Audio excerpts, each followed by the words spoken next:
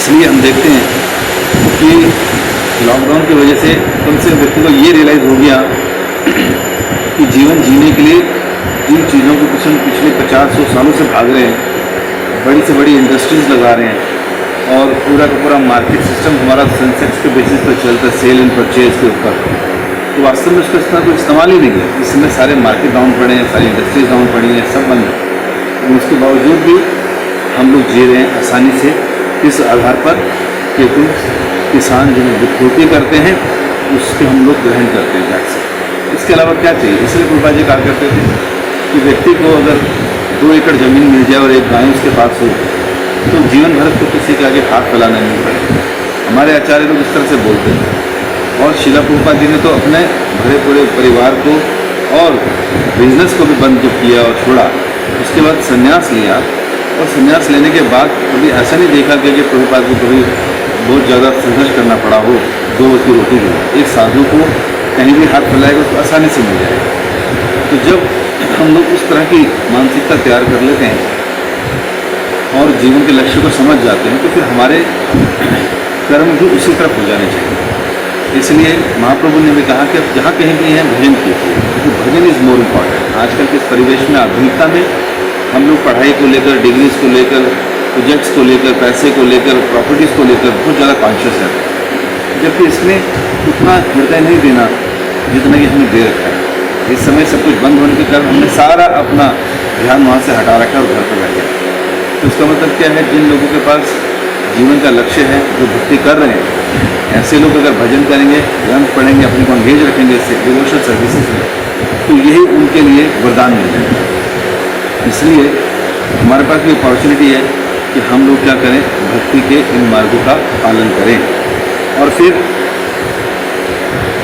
आज जो हम सख्यम की बात कर रहे हैं, ये 8वां अंग है भक्ति में।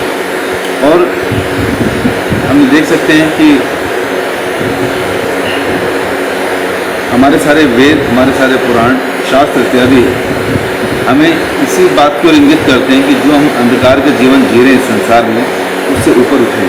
क्योंकि कहीं ना कहीं हम लोग आध्यात्मिक जगत छोड़ के संसार में आए, भगवान से अपने संबंध को भुलाकर यहाँ पर आए और अब इस संसार में उन संबंधों को ढूंढ रहे हैं, उस प्रेम, उस सुख, उस मित्र को ढूंढ रहे हैं और जो हमें नहीं मिल रहा। इसलिए बस हम लोगों को क्या करना है, जो हमारी एनर्जी इस संसार में खोज में लगी हुई है, उस एनर्जी को ज्ञान लेने के बाद उसको भगवान में लगाएं, भक्तों में लगाएं। यही हमारी जो सिद्धि है जीवन की। और इसमें डरना इसलिए नहीं है क्योंकि संसार में देखिए हर जीव डरता है। एक पक्षी भी आता है ना, तो वो भी अनाज उठाने से पहले 4 बार इधर देखता है, 4 बार इधर देखता है, फिर अनाज खाता है। डर हर एक व्यक्ति को मृत्यु का। तो क्यों नहीं मरना चाहते हम? क्योंकि हम हमेशा से शाश्वत हैं। जो व्यक्ति शाश्वत है आत्मा, वो कभी नहीं मरता। लेकिन ये अज्ञानता, जो ब्रह्मा जी ने 5 अज्ञानताएँ क्रिएट की, तामसी इत्यादि, तो ये अज्ञानता के कारण हम लोग डर, अहंकार, देह से अपनी पहचान करते हैं और फिर मृत्यु का भय लगा रहता है। तो इसलिए ये डर इत्यादि सब समाप्त हो जाएगा अगर हम ओरिजिनल अपनी कॉन्स्टिट्यूशनल पोजीशन में स्थित हो जाए। जैसे कल हमने बात की थी, हमारी कॉन्स्टिट्यूशनल पोजीशन है दास दासन दास। हम भगवान के दास हैं, दास थे और दास ही रहेंगे। लेकिन अब इस दास को जो संसार में है, जो बॉस बनने का प्रयास कर रहा है और यहाँ भोगों में लगा है, गुरुजन उसको समझाते हैं, शास्त्र हमें उसको समझाते हैं, साधु से समझाते हैं कि आप बॉस नहीं हो, आप दास हो। ये हमारी कॉन्स्टिट्यूशनल पोजीशन है। और एक दास का काम होता है कि अपने मन से, अपनी वाणी से, अपने कर्मों से सदैव अपने इष्ट की, अपने मालिक की सेवा करें। और किस तरह से करें? श्रवणम, कीर्तनम, विष्णु स्मरणम, पाद सेवनम, अर्चनम, वंदनम, दास्यम करें। इन सब विधियों से हमको अपनी इंद्रियों को उसमें लगाएंगे तो निश्चित रूप से हमारा एडवांसमेंट होगा। जो भक्ति में नहीं थे, जब भक्तों ने हमें जोड़ा, सेमिनार्स दिए, क्लासेस अटेंड की, तो थोड़ा थोड़ा लग रहा है कि हाँ भगवान शायद हैं, हाँ भक्ति में कुछ तो चमत्कार है कि हमारे से नियम पालन होने लगे। थोड़ा बहुत आनंद भी आता है, कई बार नहीं आता है, लेकिन बाहर के लोगों को देखते हैं वो भी आनंद कर रहे हैं, तो कई बार कन्फ्यूज रहते हैं, पूरा डिटर्मिनेशन नहीं है। लेकिन जिस दिन हम लोग अपनी वास्तविक स्थिति में आ जाएंगे, अर्थात इतना कन्विक्शन हो जाएगा निष्ठा के स्तर पर कि हाँ भगवान, भक्ति और भक्ति हमारे जीवन का लक्ष्य है, तो हम लोग काफ़ी तेज़ी से आगे बढ़ सकते हैं। इसलिए ये जो हमारी परिस्थिति है इस संसार में भोगों में लगे रहने की, तो भगवान तो अपना फर्ज पूरा निभा रहे हैं। भगवान ने जितने भी अवतार लिए कहीं ना कहीं वो जीवों के हित के लिए थे। चाहे वो वराह रूप में आए तो जीवों का हित था, पृथ्वी को निकाल कर लाए। चाहे हिरण्यकश्यप के रूप में हिरण्यकश्यप को मारा, नरसिंह रूप में आकर प्रहलाद और सभी देवताओं की रक्षा करने के लिए। भगवान स्वयं राम के रूप में आए तो रावण जैसे अत्याचारी से सारे संसार को मुक्त कराया। तो भगवान का एक ही उद्देश्य होता है, परित्राणाय साधूनाम विनाशाय च दुष्कृताम, कि जो मेरे भक्त हैं संसार में जो भक्ति कर रहे हैं मैं उनके प्रति अपनी मित्रता जाहिर करूं। तो भगवान अपनी मित्रता हमें बार बार अवतार लेकर हमारी रक्षा कर कर धार्मिक प्रिंसिपल्स को फिर से इस्टेब्लिश कर कर अपना तो वो पूरा कर रहे हैं फर्ज, लेकिन हम जैसे जीव अभी अपना फर्ज पूरा नहीं कर रहे हैं। इसलिए बताया गया है कि भगवान इतने सारे अवतारों में आते हैं और उनका उद्देश्य यही होता है कि वो हमें सुख दे सकें। यहाँ तक कि जीवात्मा के हृदय में परमात्मा रूप में रहते हैं, सदैव साक्षी बनकर उसको हर प्रकार की चीज़ों को देने के लिए। और बाहर से वायु के रूप में, अग्नि के रूप में, बाहर से सूर्य के रूप में, चंद्रमा के रूप में, वर्षा के रूप में भगवान हमें वो सब चीज़ें अवेलेबल कराते हैं जिससे कि हमारा सर्वाइवल हो सके। तो भगवान अपनी तरफ से अपनी पूरी रिस्पॉन्सिबिलिटी मित्र की तरह हमारे लिए कर रहे हैं। लेकिन हम लोग क्या करते हैं, हमसे बड़ा एहसान फरामोश कोई नहीं है। हम लेते सारी चीज़ें भगवान से हैं, जो दिया सब भगवान ने। यहाँ पर आके लाइनें खींच देते जमीनों पर, वो कहते हैं ये मेरी है, ये मेरी है, ये मेरी है। और उसके बाद कुछ धन इकट्ठा हो जाए भगवान की कृपा से ही, तो वो सोना चांदी जो सब कुछ भगवान का दिया हुआ है। हम कितने, इसलिए मेरे एहसान फरामोश, किसी के घर में जाएँ कुछ दिन रहते हुए हो जाए तो उनके सोफे पे, उनके पलंग पर, उनकी अलमारी पे अपना कब्जा कर लेते हैं, नाम लिखकर कि वो मेरा है, मैं इतने दिन से रह रहा हूँ यहाँ पर, ये कमरा मेरा है, ये मेरा है। अरे भैया, तुम उस व्यक्ति को भूल गए जिस व्यक्ति ने तुम्हें कुछ दिन के लिए रहने के लिए जगह दी, तुम्हें खाना दिया, तुम्हें इंग्रेडिएंट्स दिए काम कर खाने पीने के लिए, और आज आप जिसके पास ज़्यादा वो अहंकारी हो गया। और जब कभी कुछ वापस लौटाता है, जिसे हम दान बोलते हैं, जब कुछ वापस लौटाता है उन चीज़ों से जो सब कुछ भगवान का दिया हुआ है, तो अपने को बड़ा महान समझता है। वो सोचता है कि मैंने उपकार कर दिया, जाओ मैंने दे दिया थोड़ा सा। अरे ईशावासम इदम सर्वम, सब कुछ तो भगवान का है। भगवान ने कहा ना, भोक्ताराम यज्ञ तपसाम सर्वलोक महेश्वरम।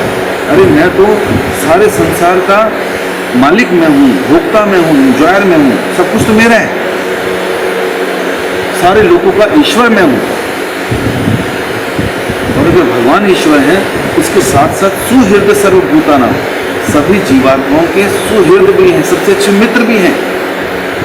सब कुछ में इजीली दे रखा है। लेकिन हमने क्या किया, आत्मा भगवान श्री कृष्ण के अंश, माम्यवांश जीवलोके जीवभूत सनातन, और भिन्ना प्रकृति अष्टधा, ये 8 प्रकार की जो भिन्ना प्रकृति है, इंफीरियर एनर्जी, जिसे सटल बॉडी, ग्रॉस बॉडी बनाए, वो भी भगवान का दिया हुआ। अब तो ये जो चीज़ें इंग्रेडिएंट्स दिए हुए भगवान की जमीन पे रह रहे हैं और अपना हक समझ रहे हैं। भगवान कह रहे मैं भोगता हूँ, मैं इंजॉय हूँ, नहीं हमको लगता नहीं मैं भोगी, ईश्वर हम अहम भोगी, नहीं मैं हूँ भगवान। तो ये हमारी स्थिति है संसार में। और उसमें से जो भगवान के द्वारा दी जो चीज़ें उसमें से कुछ वापस लौटाते हैं, तो इतने अहंकार के साथ देखो मैंने ये कर दिया, उतने एहसान है भगवान के हमारे ऊपर, और उसके बावजूद हम एहसान फरामोश हैं कि हम कुछ दे के राजी नहीं हैं, और देते हैं तो इतने अहंकारवश। तो इसलिए अपनी स्थिति भूले हुए हम लोग, इस स्थिति को याद दिलाने के चैतन्य महाप्रभु ने कहा, दास दासानुदास भूत भरत भद कमल। मेरी जो उपाधियां ये सब टेम्परेरी हैं, लेकिन मेरी जो ओरिजिनल कॉन्स्टिट्यूशनल पोजीशन है वो भगवान का दास हूँ। और एक दास का काम होता है अपने मालिक की सेवा करना।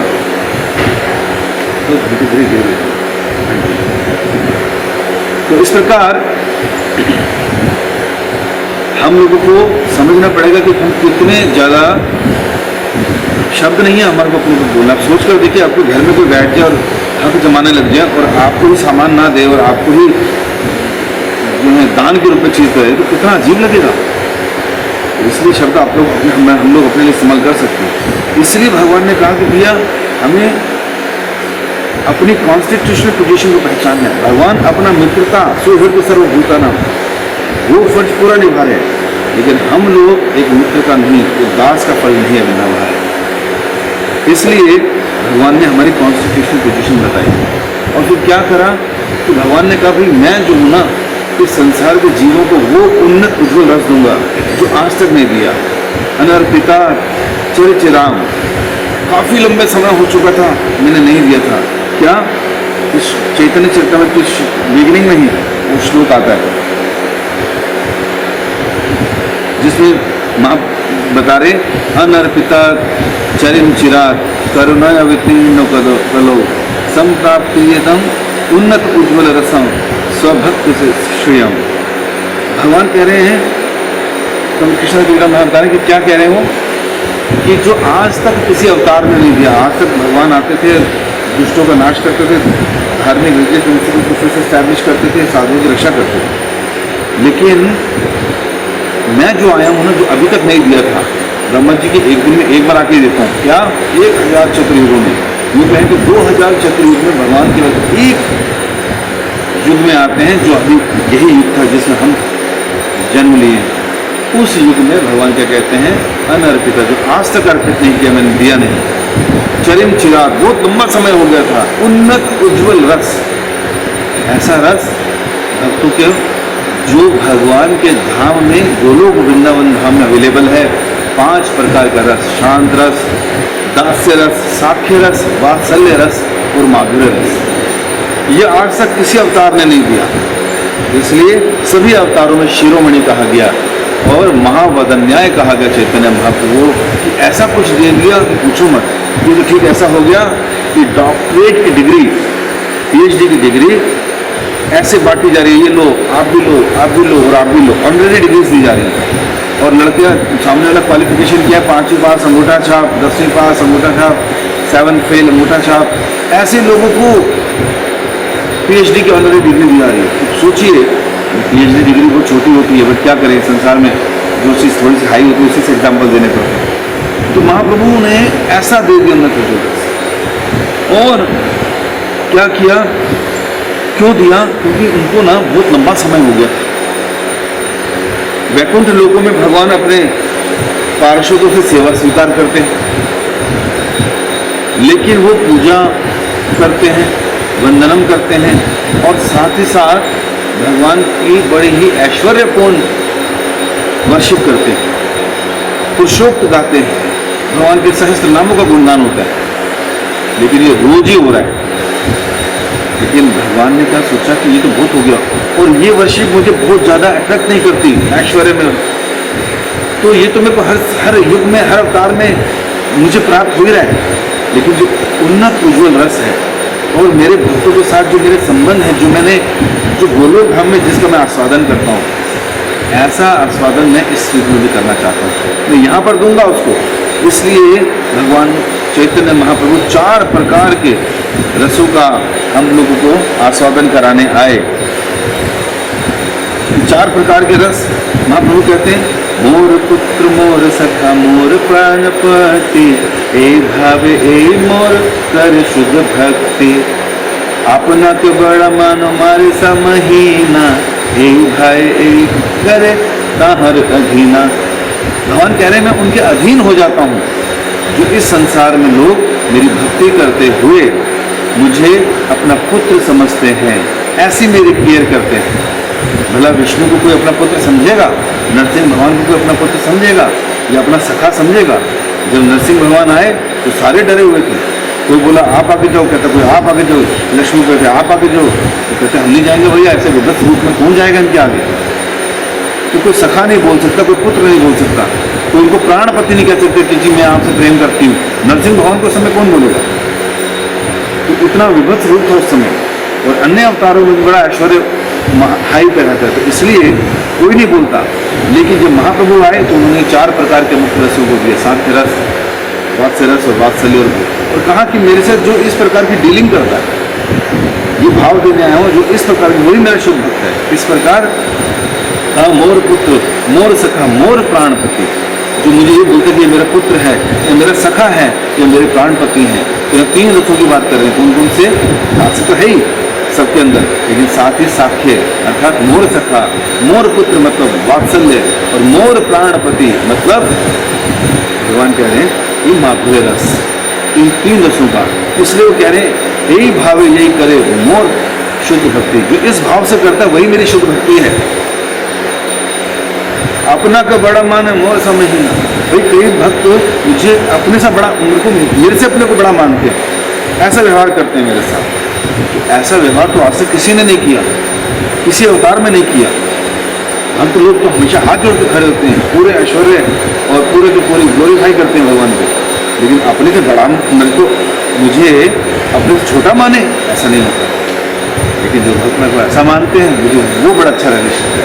मुझे डांटते हैं, मेरे से जुबान लड़ाते हैं, मेरी कमर पर चढ़ जाते हैं, ये है ना मजा। देखो ये है मेरे अच्छे भक्त। तो इस प्रकार जो है चैतन्य महाप्रभु बोल रहे हैं कि इस प्रकार की भक्त अम्मा को बड़ा मानते, अपने को बड़ा मानते हैं, और तुझे समान मानते हैं या हीन मानते हैं, कि मुझे हीन मानते हैं, तुम किसी काम के नहीं हो।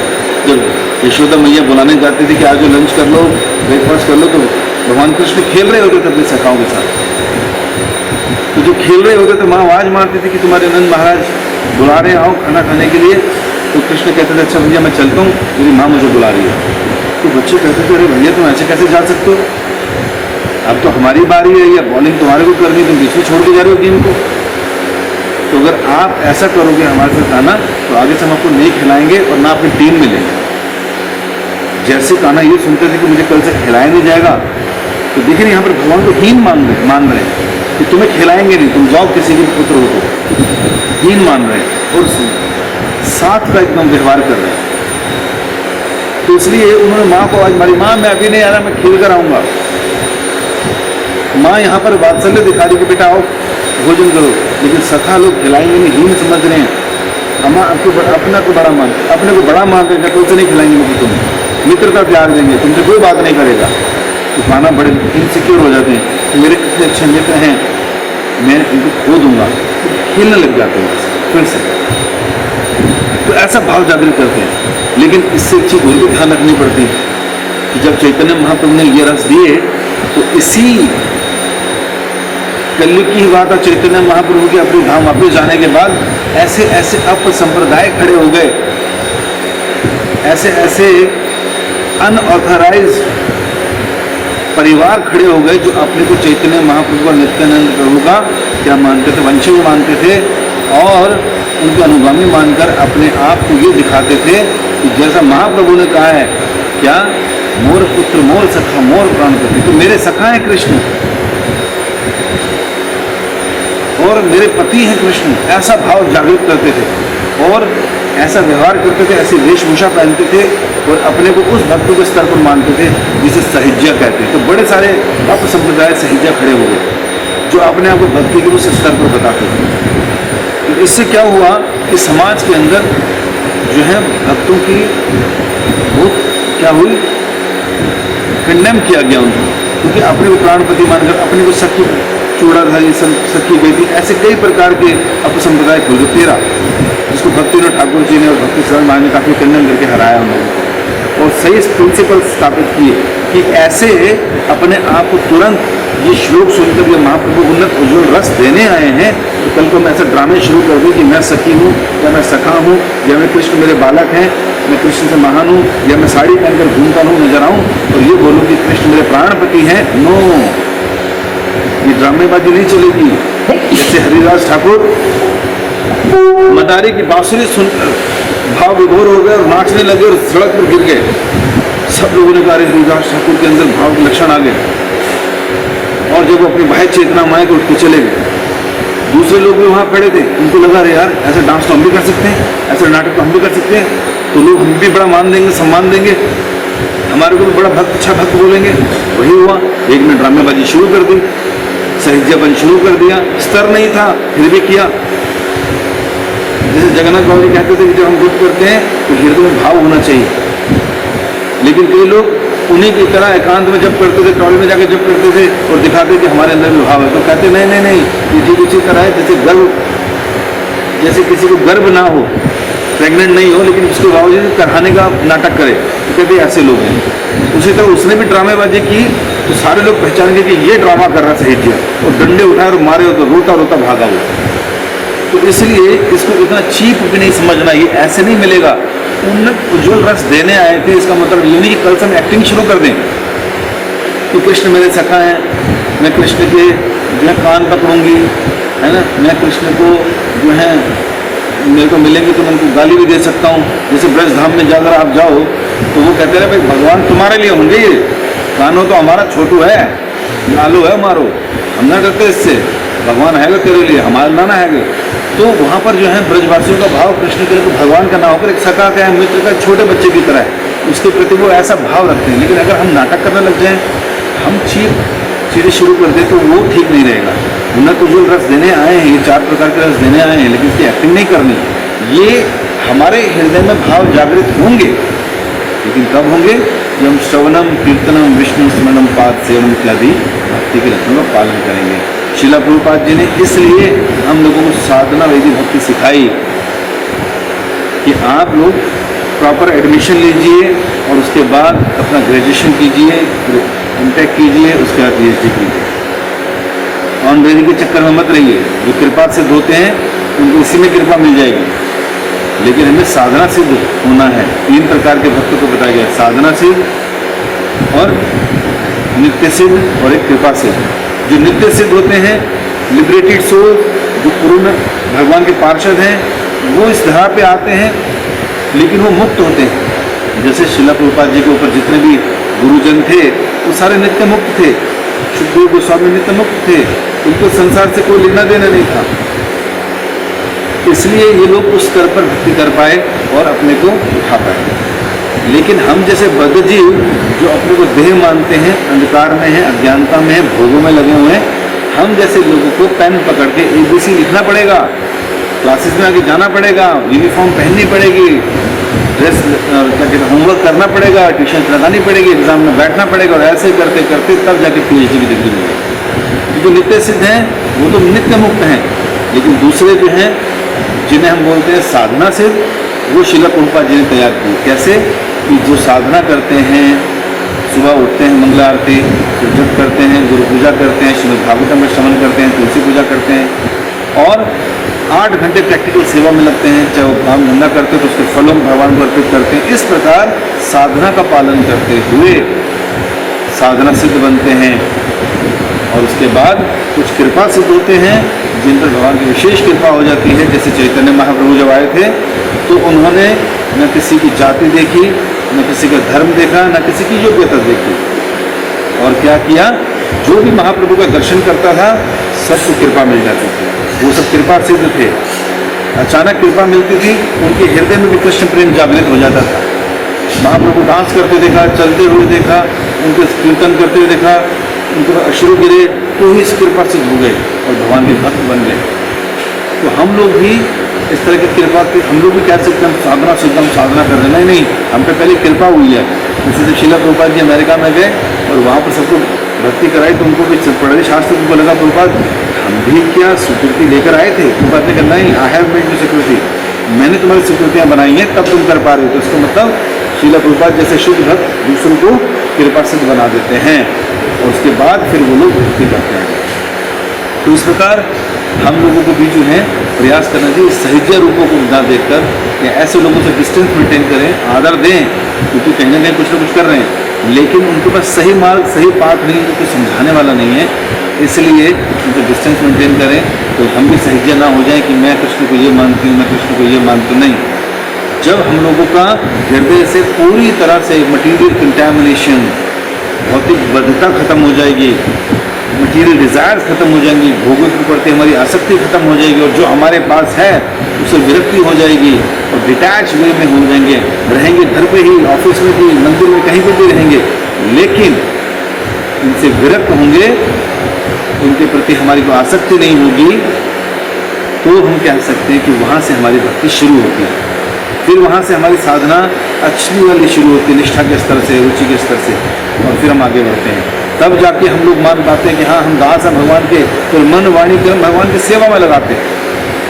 इस संसार में रहते हुए गुरु की सेवा करते हैं, भगवान की सेवा करते हैं, अर्चना इत्यादि करते हैं, लेकिन यही सेवा करते करते भगवान कृष्ण हमें योग्यता देते हैं, व्यक्त करते हैं हमारे हृदय में कि भाव जागृत करने के, आसक्ति के बाद भाव देते हैं कि अब तुम्हें मैं तो कृपा करता हूँ और ये अब तुम्हारे ऊपर इस प्रकार का रस मैं तुम्हें दे रहा हूँ कि तुम समझ पाओ कि मेरे साथ तुम्हारा क्या संबंध है।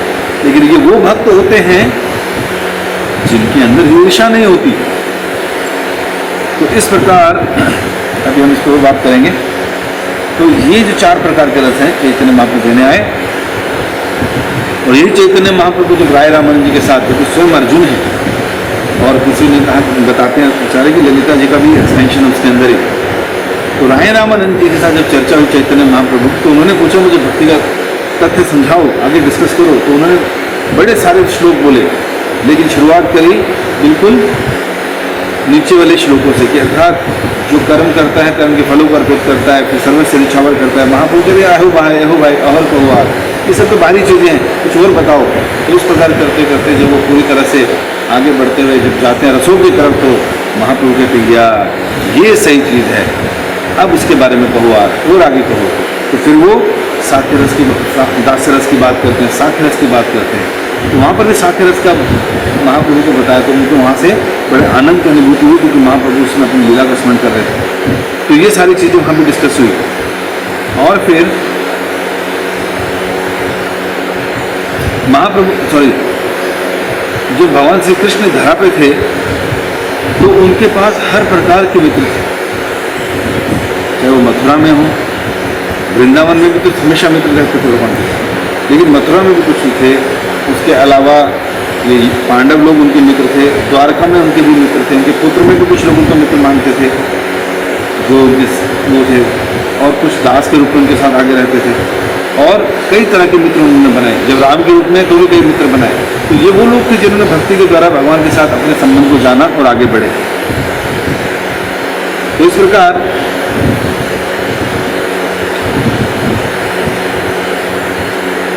जब भगवान इस धरा पर थे, तो अपने पांडु भाइयों के साथ या मित्रों के साथ मिलने के लिए वो हमेशा जंगल में चले जाते थे कि अब वो कैसे हैं, क्या कर रहे हैं। तो एक बार जब भगवान उनसे मिलने के लिए इंद्रप्रस्थ आए, जो कि हस्तिनापुर की राजधानी थी इंद्रप्रस्थ, तो जैसे ही वो आए तो युधिष्ठिर इत्यादि भाई भगवान से मिलने के लिए बाहर आ गए। तो युधिष्ठिर और कृष्ण जो हैं आपस में जैसे मिले, तो युधिष्ठिर बड़े हैं कृष्ण से, इसलिए उन्होंने उनका सर सूंघा। तो जो बड़े होते हैं वो छोटों को प्यार देने के लिए, उनको केयर दिखाने के लिए उनके सर को सूंघते हैं। और भीम ने और अर्जुन ने भगवान को देखकर तुरंत उनका आलिंगन किया, क्योंकि साथ के नकुल और सहदेव ने आंखों में अश्रु रखकर भगवान के चरणों को हाथ लगाया, क्योंकि उनके अनुज हैं, छोटे हैं। तो इस प्रकार जो भक्त हैं भगवान के साथ जो मित्रता है, हम देख सकते हो अलग अलग लेवल पर है, और उसी तरह वो उनके साथ व्यवहार भी करते हैं। और फिर अब हम बात करेंगे कि किस प्रकार भक्ति रसामृत सिंधु में दास्य रस की, उसके बाद फिर साख्य रस की, वात्सल्य और माधुरता की पूरी डिटेल दी। तो जो भगवान के साथ व्यवहार है अर्जुन इत्यादि का, वो भी एक स्तर है।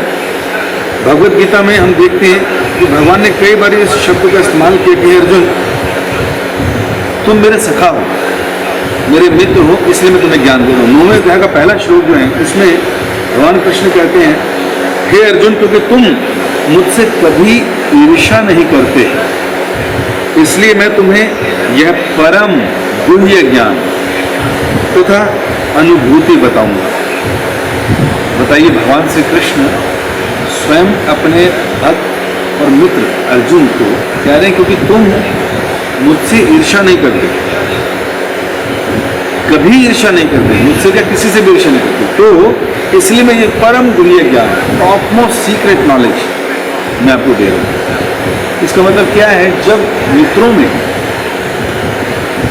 आपस में जब ईर्ष्या, कंपटीशन या एक दूसरे को नीचा दिखाने की मानसिकता नहीं होती, तभी अच्छा संबंध बनता है। इसीलिए हम लोग देखते हैं संसार में क्योंकि सारे सेल्फिश हैं, पहले अपना काम बने दूसरा भाड़ में जाए, इसलिए संबंध नहीं बनते। अपने को उत्कृष्ट दिखाने के लिए, दूसरे को निकृष्ट समझाने के लिए हमेशा उनके साथ व्यवहार हमारा ईर्ष्यापूर्ण रहता है, इसलिए संबंध नहीं बनते। ऊपर ऊपर से मुस्कुराएंगे, ऊपर से बात करेंगे, और अगर कोई मदद कर भी दी तो 10 बार बताएंगे, या फिर अपनी मदद लेने के लिए उसको हमेशा बताएंगे। कोई गिफ्ट दे दिया तो उसे चाह करेंगे कि मुझे कब मिले, और मैंने जितने का दिया उससे ज़्यादा का मिले, कम का मिलेगा तो भी लड़ाई। तो इस संसार में जो लोग दोस्ती रखते हैं वो वास्तव में दोस्ती नहीं है, वो तो व्यापार है। भगवान के भक्त जो सेल्फलेस हैं, ईर्ष्या रहित हैं, केवल वही किसी के साथ अच्छे मित्र बन सकते हैं, अन्यथा कोई नहीं बन सकता। इसीलिए हम देखते हैं संसार में लोग दोस्त बदलते रहते हैं, या दोस्त अगर लंबे समय तक चले भी तो उसका कारण है क्योंकि डिस्टेंस है, आपस में बहुत दूर है, तो कभी कभार फोन पे बात हो जाती है। और जो काफ़ी दोस्ती कर लेते हैं, काफ़ी क्लोज आ जाते हैं, तो उसमें लड़ाई हो जाती है, झगड़े हो जाते हैं, पैसों का हिसाब किताब हो जाता है। तो इसलिए इस संसार में हमें दोस्त मिलता ही नहीं। लेकिन भगवान कह रहे मैं तुम्हारा सुहृद हूँ, तुम मेरी तरफ से दोस्ती का हाथ मैंने बढ़ाया, तुम तो बढ़ाओ। और क्वालिफिकेशन क्या है, ईर्ष्या रहित होना चाहिए, ईर्ष्या नहीं होनी चाहिए हृदय में। तो अर्जुन के हृदय में नहीं थी, इसलिए भगवान उसको परम गुह्य ज्ञान दे रहे हैं। तो इसका मतलब क्या है कि जो हम लोग भी सोचते हैं कि हमें भक्ति मिले, ज्ञान मिले, ये तब तक हमारे को नहीं मिलेगी जब तक हमारे हृदय में ईर्ष्या है, द्वेष है लोगों के प्रति, भगवान के प्रति। और वही ईर्ष्या द्वेष करके हम आध्यात्मिक जगत से भौतिक जगत में गिरे, और आज भी उस ईर्ष्या को बनाए हुए हैं हम हृदय में। इसका हम लोग कैसे देख सकते हैं कि हमारे अंदर ईर्ष्या है नहीं? जैसे मैंने कुछ कारण तो बता दिए कैसे दिखाते हैं। और एक ये भी है कि जब हमारे साथ के लोग होते हैं ना, तो उनमें से किसी एक को कुछ ऐसी चीज मिल जाए या किसी कोई उसका गुणगान कर दे, तो हमारे हृदय में ईर्ष्या हो जाती है। हम कहते हैं भैया इसी को क्यों मिला, सबको मिलना चाहिए था, यह है ईर्ष्या। इसका ही नाम क्यों लिया, मेरा क्यों नहीं लिया, यह है ईर्ष्या। इसी को पुरस्कार क्यों मिला जबकि ये उस पुरस्कार के काबिल भी नहीं था, मुझे क्यों नहीं मिला। तो ये है नफरत, ईर्ष्या। जिस दिन ये चेक करना हो कि हमारे अंदर ईर्ष्या है कि नहीं, उस दिन आप देखेंगे कि जिसको कुछ मिल रहा है उससे प्रसन्न हो रहे हैं कि थैंक गॉड इसको तो मिला, मैं इस योग्य नहीं था इसलिए मुझे नहीं मिला, लेकिन मुझे उसके मिलने से खुशी है। कोई आगे बढ़ेगा, किसी को सेवा मिलेगी तो मैं खुश हूँगा, मैं पोनिया नहीं मारूंगा घर में कि देखो उनको तो ये मिला, तुम क्या कर रहे हो। मंदिर जाओ, बोलो प्रभु जी को, उनके पास तो इतनी क्लासेस चल रही हैं, उनके पास तो इतने सर्टिफिकेट इकट्ठे हो गए, उनके पास तो ये और ये सेवा है। ये है ईर्ष्या। भक्ति करते हुए भी ईर्ष्या बनाए रखें, क्यों? क्योंकि जन्मों जन्मों से ईर्ष्या है। इसलिए वो परम गुह्य ज्ञान भी हमें नहीं मिल रहा, गुरुजन सुबह शाम दे रहे हैं, लेकिन हमारे हृदय नहीं खुल रहे। कारण ईर्ष्या रखी है। किसी को भी देखकर खुश ना होना, हर एक की पहले गलतियां दिखाई देना, व्यक्तिगत दर्शन बाद में उसका स्मरण करते ही उसके सारे के सारे अवगुण सामने नजर आए।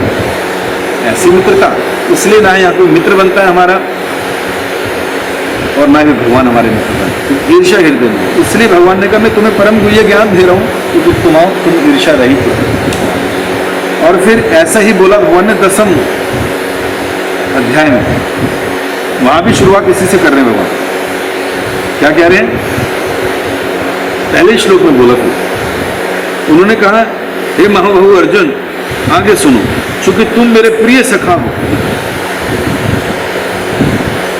अतः मैं तुम्हारे लाभ के लिए ऐसा ज्ञान प्रदान करूंगा जो अभी तक मेरे द्वारा बताए गए ज्ञान से श्रेष्ठ होगा। ये दिल खोल कर दे रहे, वो मांग नहीं रहा, लेकिन भगवान देना चाह रहे हैं क्योंकि वो उनके मित्र है। तो जब हम लोग सेवा करते हैं ना, तो पहला संबंध मित्र का बनता है। गुरु की सेवा करें, किसी से भी संबंध रखें, थोड़ी सी सेवा के बाद ही संबंध बनता है, वो है मित्रता का। इसलिए जब हम भगवान की सेवा में रत होते हैं, तो धीरे धीरे धीरे धीरे धीरे हमारे अंदर मित्रता उत्पन्न हो जाती है। भगवान राम हो चाहे कृष्ण हो, जो उनके सेवक होते हैं, इवन ब्रह्मा जी से भगवान ने हैंडशेक कर लिया। जो सृष्टि करी, ब्रह्मा जी कौन है? भगवान के दास है, लेकिन क्योंकि इतने सिंसियर दास है, तो भगवान कहते रहे कि आते हैं हाथ मिला। तो भगवान मित्र बना लेते थे, जो भी सेल्फलेस है, जो भी ईर्ष्या रहित। लेकिन हमारी क्योंकि हृदय में भी है, इसलिए ज्ञान पूरा नहीं जा रहा। गुरु की भी जब हम लोग सेवा करते हैं ना निस्वार्थ भाव से, तो ये ज्ञान अंदर जाता है, दिव्य ज्ञान फिर हृदय में प्रकाशित होता है। क्योंकि हम सावधानी पूर्वक गुरु की सेवा करते हैं, वंद मोहि सावधान मत। उससे क्या होता है कि बार बार सेवा करने से गुरु का हृदय जान लेते हैं, अच्छी सेवा करने से गुरु हमसे प्रसन्न हो जाते हैं, और फिर गुरु मित्र के रूप में व्यवहार करते हैं। और जब हम लोग सेल्फलेस हैं, ईर्ष्या रहित हैं, तो गुरु का उस हृदय का ज्ञान जो आध्यात्मिक जगत से आ रहा है, वो हमें प्राप्त होता है। तो हम लोगों को भगवान जैसे बोल रहे हैं, उस चीज को ध्यान रखना। तो भगवान ने जब अर्जुन को अपना विराट रूप दिखाया, अब अर्जुन तो भगवान को अपना मित्र मानता था, तो अपना मित्र मानता था और उनसे कहता था क्या, हे कृष्ण, हे यादव, हे सखेति, सखेति मत्वा प्रभुम यदुक्ति अज्ञानता महिमानम तदेव। श्लोक का मतलब है, भगवान सॉरी अर्जुन कह रहे हैं भगवान को, अरे मैंने बाप का रूप देख लिया ना भगवान, तो कह रहे हैं आपको अपना मित्र मानते हुए मैंने हठ पूर्वक आपको हे कृष्ण, हे यादव, हे सखा जैसे संबोधनों से पुकारा।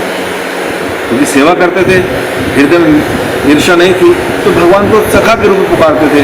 हे कृष्ण इधर आओ, ऐसा करके बात कर लेते थे, और हे यादव ऐसा भी बोलते थे, क्योंकि मैं आपकी महिमा को नहीं जानता था। ये अपना विनम्रता शो कर रहे हैं अर्जुन। मैंने मूर्खतावश, प्रेमवश जो कुछ भी किया, कृपया करके उसके लिए मुझे क्षमा कर दो। यही नहीं, मैंने कई बारी आराम करते समय एक साथ लेटे हुए, भक्ति साम सिंधु में कहा है कि अर्जुन कई बारी भगवान कृष्ण की गोदी में लेट जाते थे, और हे कृष्ण, हे सखा ऐसे शब्दों से प्रयोग करते। और फिर कह रहे हैं एक साथ आराम करते हुए, एक साथ लेटे हुए भी, साथ साथ खाते हुए, बैठे हुए, कई बारी अकेले में भी आपका अनादर किया, तो आप कृपया करें मुझे उन सारे अपराधों के लिए क्षमा करें।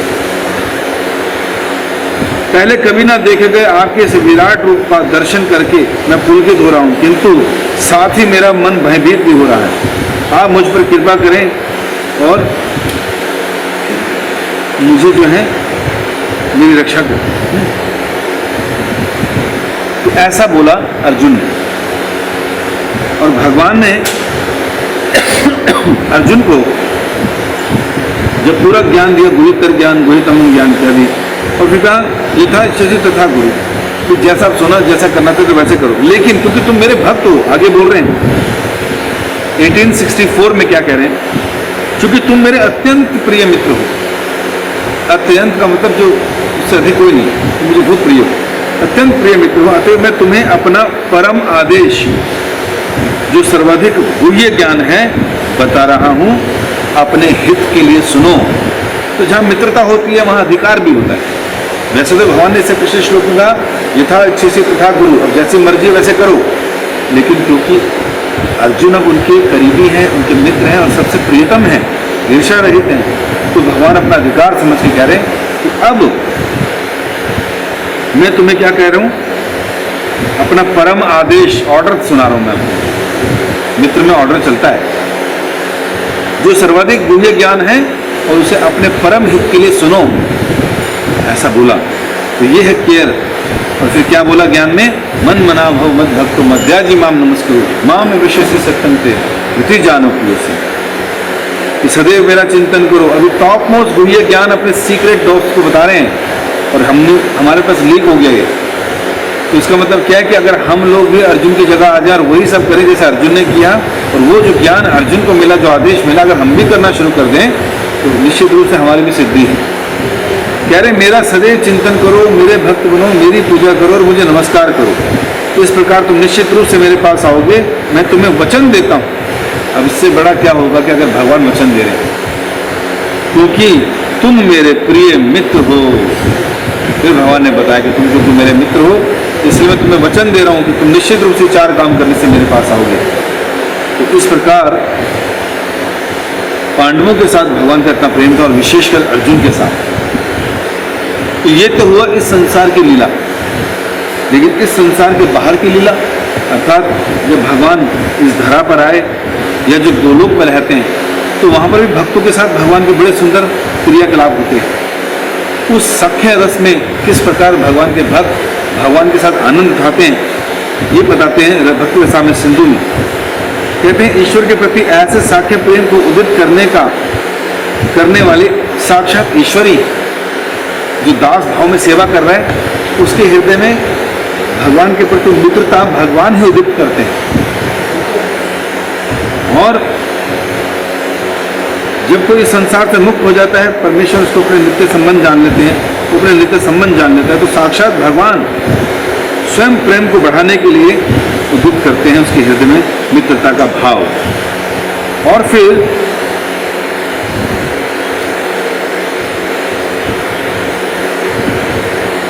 श्रीमद् भागवतम में सुखदेव गोस्वामी जी बताते हैं, कहते हैं हे परीक्षित, हे राजन, श्री कृष्ण विद्वान अध्यात्मवादियों के लिए भगवान है,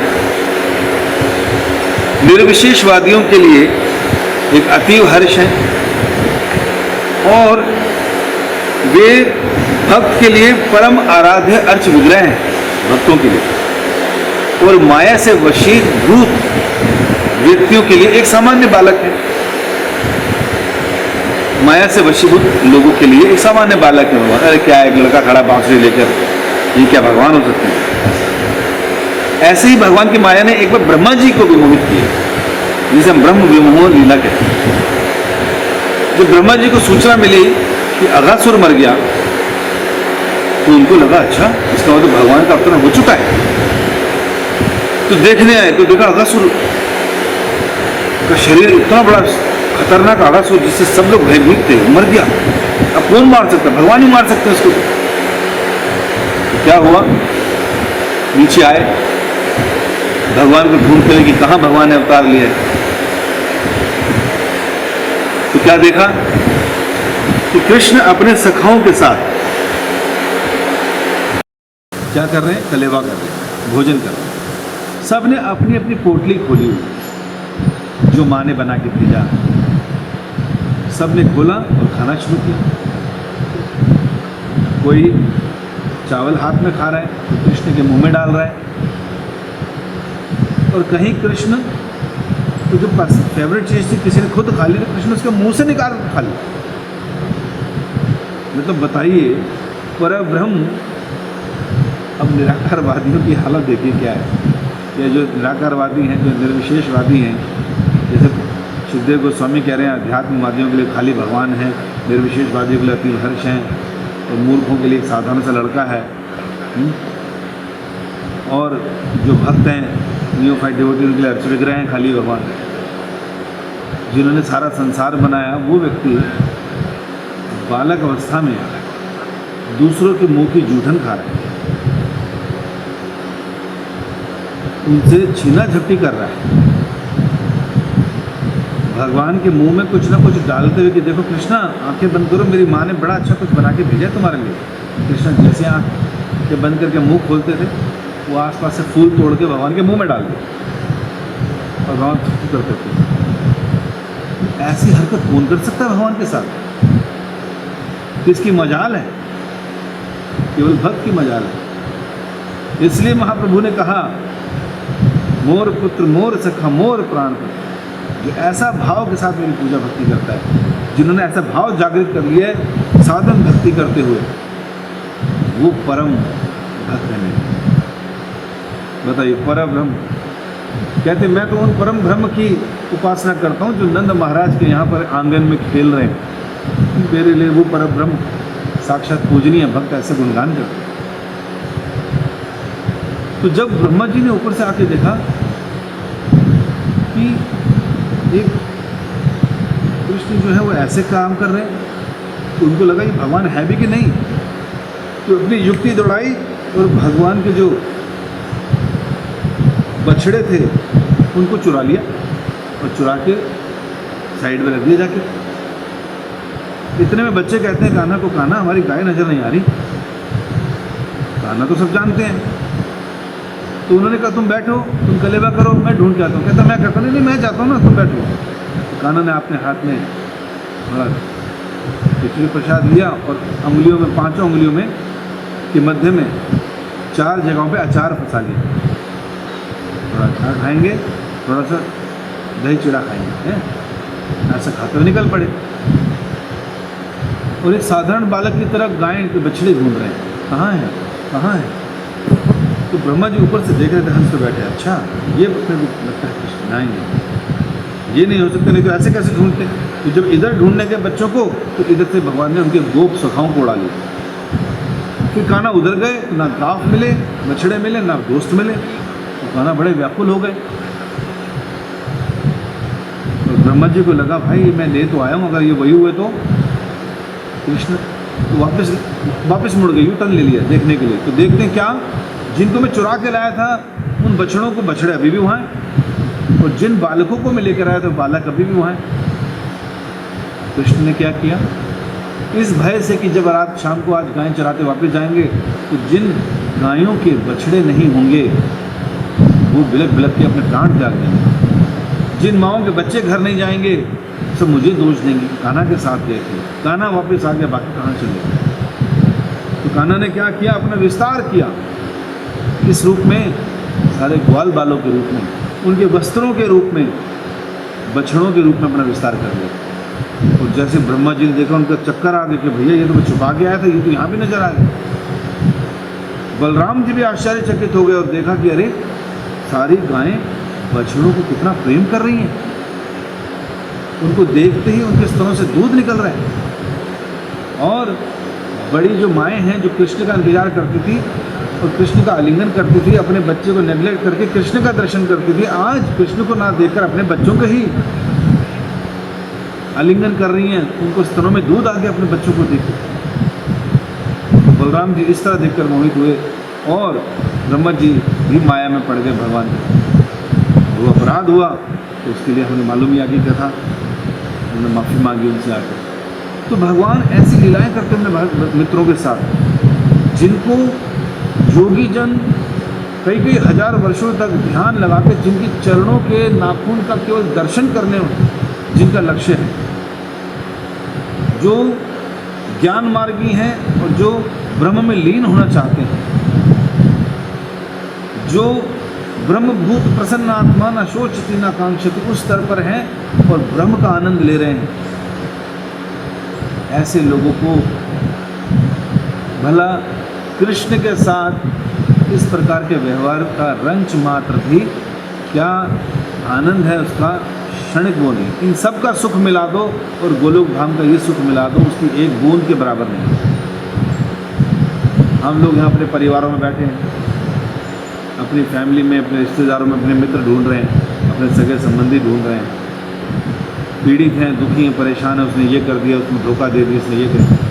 तो भैया एक जीवन मिला है, जितना समय बचा है उसको होल हार्टेडली भगवान की सेवा में लगा डालें, ताकि हम लोग जिन कथाओं को सुन रहे हैं उन कथाओं में एंटर कर सकें। और ये पॉसिबल है क्योंकि महाप्रभु यही देने आए जो इससे पहले कभी किसी ने नहीं किया, उन्नत उज्ज्वल रस प्रदान करने। अन्यथा महाप्रभु का आना बेकार हो जाएगा अगर हमने सीरियसली भक्ति नहीं की। ये हमारी प्राइम ड्यूटी है, foremost duty to become a pure devotee. और यही हमारे गुरु का आदेश है कि आप शुद्ध भक्त बनिए, अटेंटिव चैंटिंग कीजिए ऑफेंसलेसली और हृदय से ईर्ष्या खत्म कीजिए ताकि ज्ञान अंदर आ जाए। तो इस प्रकार सुखदेव गोस्वामी कह रहे हैं कि सामान्य बालक मानते हैं कि जरा सोचो तो ये ग्वाल बाल परम पुरुष के साथ उसी तरह खेल रहे हैं मानो उनके तुल्य स्तर पर, उनके समान हो। इससे यही निष्कर्ष निकलता है कि उन्होंने पूर्व जन्म में प्रचुर पुण्य कर्म किए होंगे, ढेर लगा दिए होंगे पहाड़ के पहाड़ अपने पुण्य कर्मों से, तभी तो वो आज भगवान के संगी बने हैं। ये वो पुण्य कर्म नहीं है जो हम करते हैं, कंबल बांट के आटा चिड़ियों को डाल के। ये वो पुण्य कर्म है जो भक्ति, हम जो करते हैं भक्ति से उठने वाले पुण्य कर्म, भक्ति उठा पुण्य कर्म, जिसको कर कर हमारे अंदर भगवान के प्रति रस जागता है, भक्ति जागती है। जैसे चैंटिंग करते हैं निस्वार्थ भाव से, क्राइंग मोड में सेवा करते हैं निस्वार्थ भाव से, तो ये हमारी क्वालिफिकेशन बनाते हैं, ये पुण्य करते होते हैं, ये भक्ति की योग्यता प्रदान करते हैं। तो कह रहे हैं कि इन्होंने प्रचुर मात्रा में पुण्य कर्म किए हैं पिछले जन्म में, इसलिए आज भगवान के संगी हैं। कौन से संगी? इतना आसान नहीं है संगी बनना भगवान का। इसलिए जो लोग भगवान की इस प्रकार की भक्ति करते हैं, सेवा करते हैं, निष्ठा, रुचि, आसक्ति, भाव और प्रेम के स्तर पर पहुंच जाते हैं इस जीवन में भक्ति करते हुए, तो जब अपने शरीर का त्याग करते हैं ना, तो प्रेम में स्थित होते हैं। तो या तो उनको पता चल जाता है कि अगला जन्म को कहाँ होना और कैसा होना, किस गोपी के यहाँ होना, जहाँ पर भी भगवान श्री कृष्ण, क्योंकि भगवान इतने सारे ब्रह्मांड हैं, अभी 5000 साल पहले अपनी लीला यहाँ समाप्त करके गए। अब दूसरा ब्रह्मांड जहाँ पर फिर से द्वापर युग होगा, ब्रह्मा जी का एक दिन जो होता है 28वें मनवंतर अब जहाँ चल रहा होगा, वहाँ जहाँ द्वापर युग आया होगा, वहाँ कृष्ण फिर से अवतरित हुए होंगे और फिर वहाँ लीलाएं कर रहे होंगे। तो वहाँ पर भगवान के जो लीलाओं में जो गोपियाँ, ब्रज की गोपियाँ आ गई, जो ग्वाल बाल आ गए, जो सारे मित्र आ गए उनके साथ, जो अब भक्ति कर रहे हैं और जो उस स्तर पर आ गए भगवान के साथ अपने संबंध को पहचानने के, तो ये लोग अब उन गोपियों के गर्भ से प्रकट होंगे। और किस रस में वो भगवान के साथ स्थित हैं? दास्य रस में, शांत रस में, दास्य रस में, साख्य रस में, वात्सल्य रस में, या फिर माधुर्य रस में। तो उस गोपी के गर्भ से प्रकट होने के बाद इस भौम लीला में, भगवान की जो प्रकट लीला होती है, उसमें वो अपने उस प्रकार के रसों का भगवान के साथ आस्वादन करेंगे, उसमें परफेक्शन लाएंगे, और उस लीला के समाप्त होने के बाद वो लोग वृंदावन धाम में एंटर करेंगे भगवान की नित्य लीला में। और उसके बाद भगवान फिर कहीं और, जब द्वापर युग होगा, जो भगवान ब्रह्मा जी के एक दिन पूरा होगा, 28वां मंत्र दिन चल रहा होगा मनवंतर, तो वहाँ पर कृष्ण आएंगे। फिर जो अब दोबारा किसी और ब्रह्मांड में जो भक्ति करके उस स्तर पर पहुँचा है, तो वो फिर से गोपियों के गर्भ से प्रकट होंगे और अपने उस रस की क्या करेंगे? परिपूर्णता लाएंगे व्यवहार के द्वारा, ट्रेनिंग, ताकि गोलोक धाम में एंट्री कर सकें। तो इस प्रकार हमारे को ग्रंथों में भक्ति ठाकुर इस तरह से बताते हैं। और फिर भगवान के जो भक्त यहाँ से सखा रूप में आध्यात्मिक जगत में एंटर करते हैं, तो वहाँ पर जो सखा हैं उनके अनुगत होकर वो सेवा करते हैं। जैसे यहाँ पर गोपियों के अनुगत होकर, या अपना रस, अगर माधुर्य रस था तो माधुर्य गोपी के शेल्टर में रहकर, और वात्सल्य था तो बड़े गोपियों के शेल्टर में रहकर, सखा थे तो सखा के नीचे, तो यहाँ पर उसकी ट्रेनिंग होती है। और फिर ऊपर आध्यात्मिक जगत में जाकर सखाओं के संरक्षण में रहकर भगवान की सेवा करते हैं। तो जो गोलोक धाम में भगवान के जो सखा हैं, कई प्रकार के सखा हैं, लेकिन उसमें मुख्य 4 प्रकार हैं। एक ऐसे सखा हैं जिन्हें हम बोलते हैं शुभ चिंतक।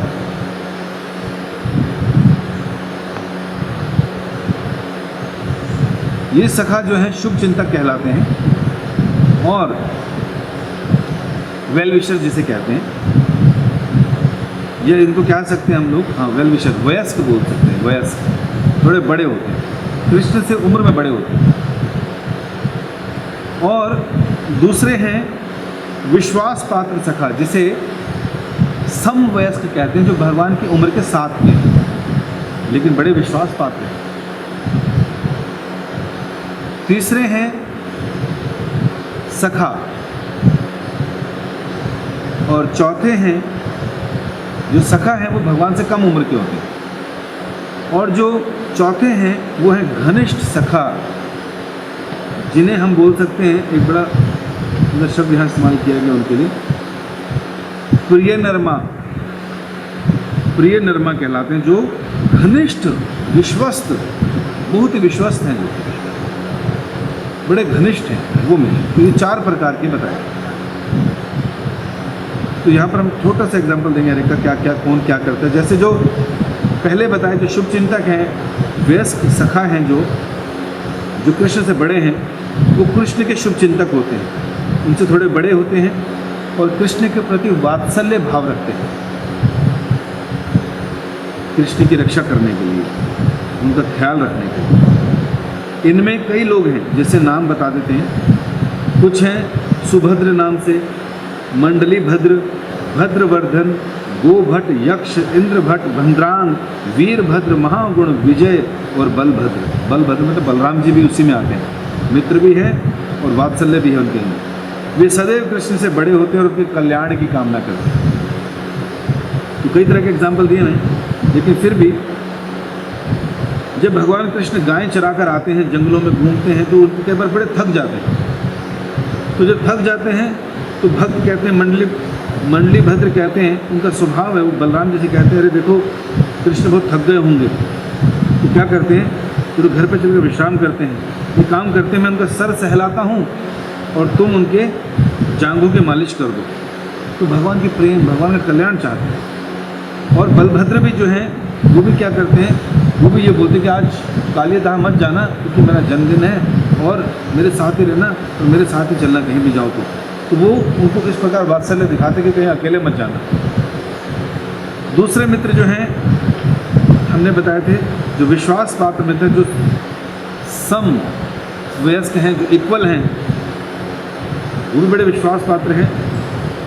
और प्रिय सखाएँ हैं वो भी, जिसमें श्रीदामा आते हैं, सुदामा आते हैं, दामा आते हैं, वसुदामा आते हैं, किंकणी आते हैं, स्तोक, कृष्ण, अंशु, बलभद्र, भद्रसेन, विलासी, पुंडरीक, विंटक और कलमिक, ये मेन मित्र हैं।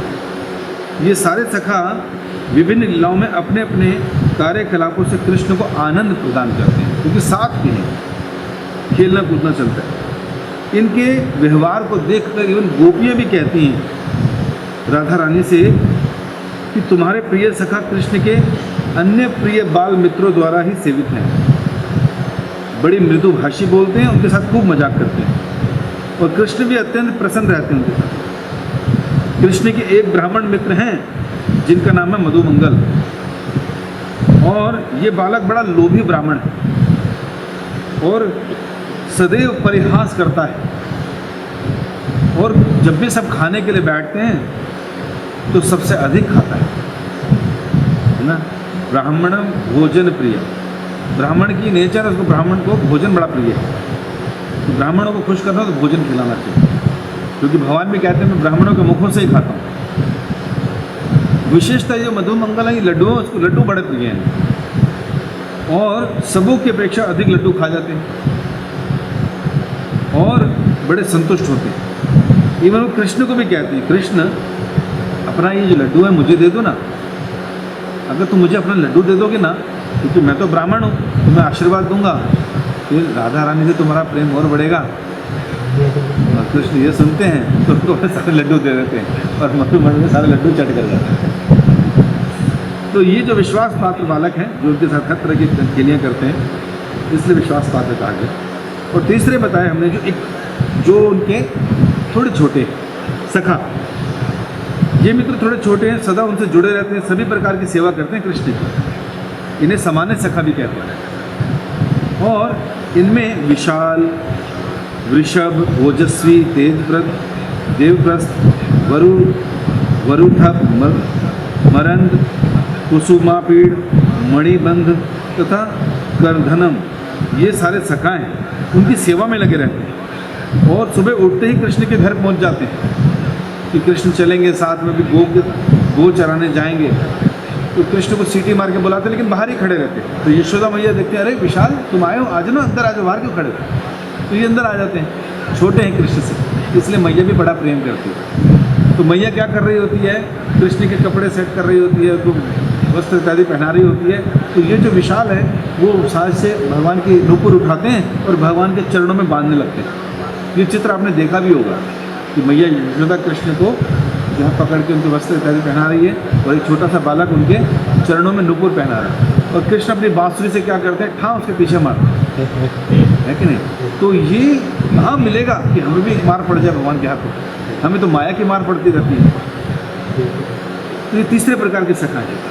और फिर हंसी करते हैं, उनके साथ विनोद करते हैं, बांसुरी मारते हैं उनको। असुर से लड़ने के बाद जब भी, क्योंकि रोज भगवान के जब भी गाय चराने जाते थे कोई ना कोई असुर पहुँच जाता था वहाँ पर, कंस के द्वारा भेजा हुआ, और भगवान उसको निपटाते थे, उसको मारते थे, थोड़ा सा दिखाते थे मैं दम लगा रहा हूँ, थोड़ा सा संघर्ष कर रहा हूँ, लेकिन भगवान तो फूंक एक रुई को उड़ाने में कितना टाइम लगता है।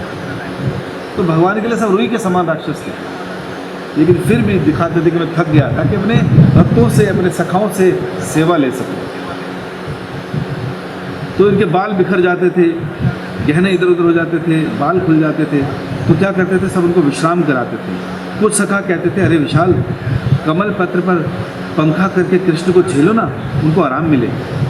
वरुथप कहते थे कि अरे मुख पर बिखरे हुए बालों को अच्छे ढंग से बांधो, कंघी करो इन पर, और व्यर्थ की बातें मत करो, शीघ्र करो, कृष्ण को बड़ी थकान हो रही है, उनके पैर दबाओ। असुरों के साथ कुश्ती कर भगवान थक गए होंगे, तो इनकी देख रेख करो। तो इस प्रकार भगवान अपने सखाओं की सेवा लेते थे, और भगवान को बड़ा अच्छा लगता था ये केयर लेकर अपने भक्तों से।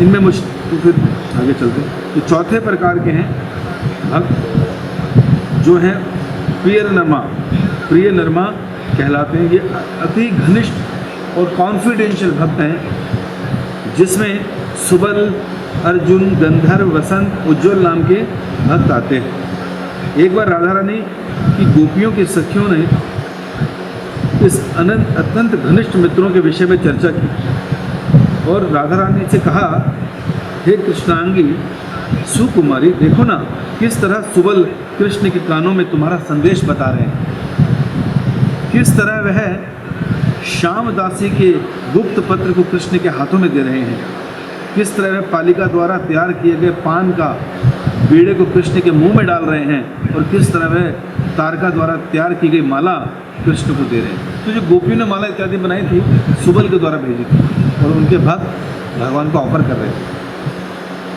हे सखी, क्या तुम्हें पता है कि कृष्ण के सभी प्रिय नरमा भक्त सदैव मित्र जो बने हैं, ये सेवा में हमेशा उनकी मित्र जो है सेवा में लगे रहते हैं। सुबल और उज्ज्वल जैसे अग्रणी मित्र हैं, और उनकी सेवाओं का इस प्रकार से व्याख्यान करती हैं। और गोपियाँ भी कहती हैं कि देखो, जिस कृष्ण को हम सुबह देखते हैं कि गाय चराने जा रहे हैं, उनकी बांसुरी की आवाज़ सुनकर हम छतों पर आ जाती हैं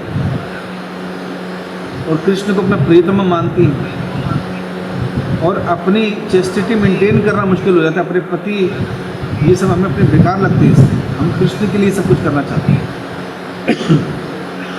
तो बस उनकी एक झलक पाने के लिए हम खड़ी हो जाते हैं।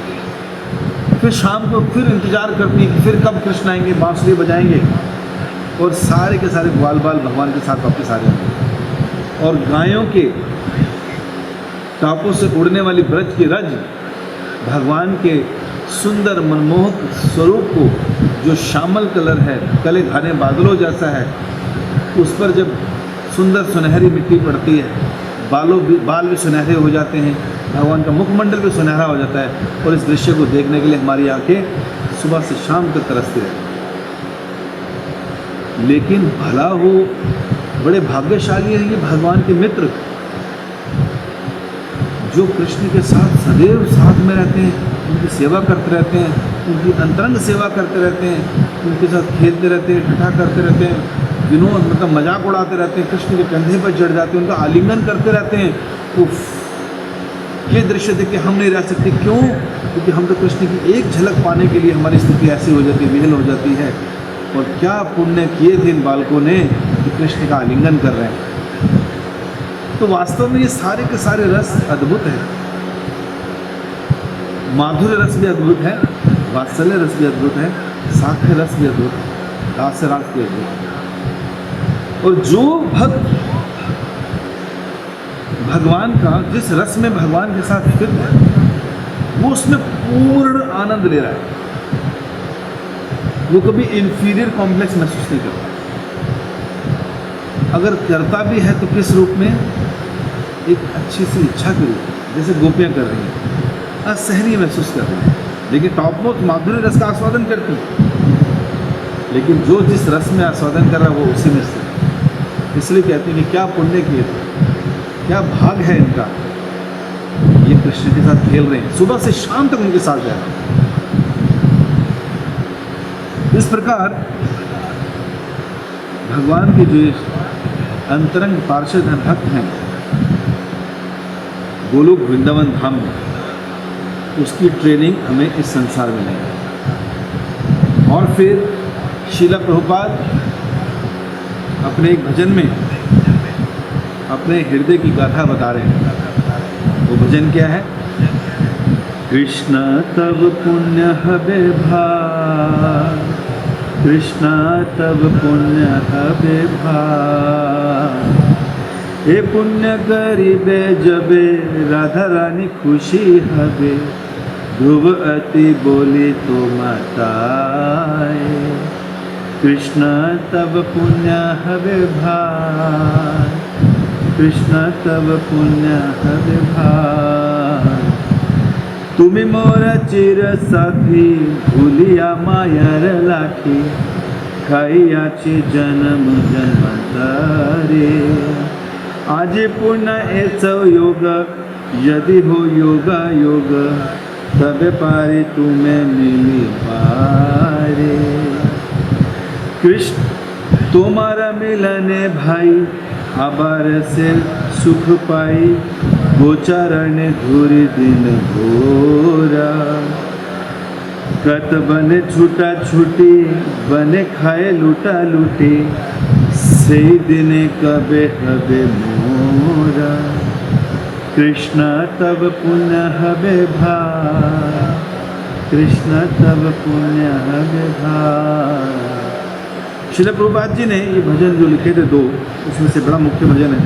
भगवान से प्रार्थना कर रहे हैं, अपने हृदय की व्यथा बता रहे हैं। इसमें हमने 2 स्टैंजा पढ़े, खाली 3। पहला उसका मीनिंग है कि हे भाइयों, मैं तुमसे निश्चय रूप से कहता हूँ कि तुम्हें भगवान श्री कृष्ण के पुण्य लाभ की प्राप्ति तभी होगी जब श्रीमती राधा रानी तुमसे प्रसन्न होंगी। तो राधा रानी को प्रसन्न करना है तो गुरु को प्रसन्न करना।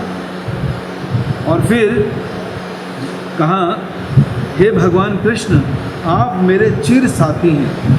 चिर साथी मतलब मैं जिस भी योनि में जाता हूँ ना, कुत्ता गधा घोड़ा बिल्ली बनकर, आप हमेशा परमात्मा रूप में मेरे साथ ही रहते हैं। चिर साथी हैं, आध्यात्मिक जगत में भी थे, इस भौतिक जगत में सड़ रहा हूँ तब भी आप मेरे साथ हैं। तो मेरे चिर साथी हैं। आपको भुलाकर मैंने जन्म जन्मांतर में माया की लाठियाँ खाई हैं। कितने जन्मों से मैं माया की पिटाई खा रहा हूँ, कई कई जन्मों से। यदि आज मुझे सुयोग पुनः प्राप्त हो जाए तो मेरा आपसे पुनर्मिलन अवश्य होगा। मतलब अगर मेरा सुयोग हो जाए तो मैं आपसे फिर से मिल सकता हूँ। हे भाई, तुमसे मिलकर मुझे फिर से महान सुख का अनुभव होगा। भोर बेला में मैं गोचरण हेतु निकलूंगा। ब्रज के वनों में भागता खेलता हुआ मैं आध्यात्मिक हर्ष उन्माद में पृथ्वी पर लौटूंगा। मेरे लिए वो दिन कब आएगा? रूपा जी ऐसा तो अपने हृदय की व्यथा भगवान बता रहे हैं कि कैसे भक्तों को ऐसी इच्छा रखनी चाहिए कि हम भी कब भगवान का अंतरंग पार्षद बनेंगे, कब भगवान की सेवा करेंगे। लेकिन उसके लिए पहले माया की लाठी से बचना होगा, गुरु की सेवा करनी होगी, राधा रानी की कृपा प्राप्त करनी होगी, हृदय से ईर्ष्या समाप्त करनी होगी, द्वेष खत्म करना पड़ेगा, वैष्णवों के प्रति अपराध शून्य करने पड़ेंगे, अर्थात नहीं करने होंगे। उनके साथ मित्रता का व्यवहार रखना पड़ेगा। ददाति प्रति गृह्णाति गोह्यम आख्याति प्रशति भुंजते भुंजवा। ये 6 प्रकार के डीलिंग्स भक्तों के साथ करनी पड़ेगी। सेल्फलेसली, बदले में कुछ इच्छा मत करो, और जो हम तो मित्रता करते वो नहीं करता, अरे नो प्रॉब्लम, अपनी तरफ से करो। जब ऐसा करेंगे तो भक्तों की भी, गुरु की भी कृपा मिलेगी। तब इस हृदय में भगवान के प्रति प्रेम जागृत होगा, रुचि उत्पन्न होगी, आसक्ति आएगी, भाव जागृत होगा, प्रेम जागृत होगा। ये इसी जीवन में हो सकता है, बस इन सिद्धांतों का पालन करना है। तो इसलिए जो साख्य रस है ये बहुत ही निर्मल, बहुत ही आनंदमय है। कुछ लीलाएं हमने पढ़ी तो हर व्यक्ति के दिल में आएगा कि काश मैं भी कृष्ण के साथ खेलता।